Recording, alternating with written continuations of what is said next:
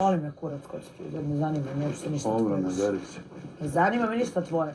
Rekla sam ti. A dobro, te vidiš prijetnje kako... meni ne možeš. Ti Meni znaš ne možeš. kako ja tebi to Odvratan kažem, si, na koji odvratan. način. Ne, nego Na se ti odličan dereš. način si rekao, marš.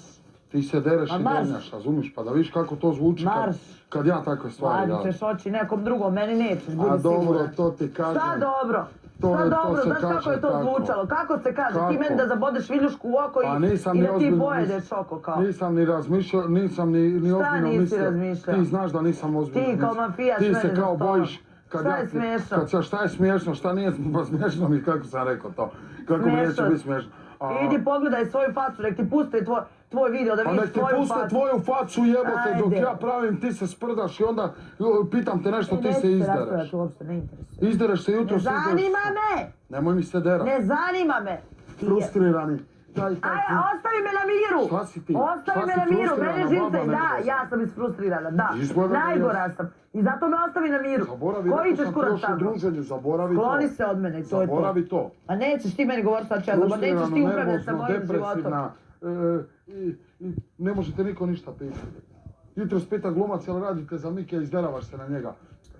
Ajde Ne malo, zanimaš me. Suro, malo lakše. Ne zanimaš me, Malo dečko, lakše. ne zanimaš me. Malo lakše. Ne zanimaš me. Malo lakše.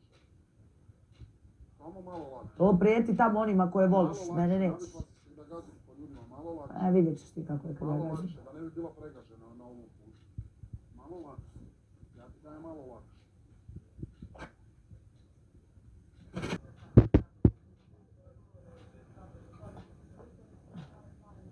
Zamisli, ti čuo šta je on meni rekao? Nemoj da, kao, Dalila mi je platila šišanje, kao, samo ne znam odakle pare. Odakle ti kao pare? Šta te rekao briga odakle mi pare? Ne, stvarno odakle ti kao pare? Šta te rekao boli briga? Ma nemoj da ti ja sad zabodem ovu viljušku u oko, da ti ga izvadim ovdje i da ga pojedem. A znaš ono sa onim rečima, znaš one oči kad naprijed. Ja se šokirala jebote. I sad kao ponovo, znaš, popušiš mi kurac, popušiš ti mene 100 kuraca, sa mnom nećeš pričati.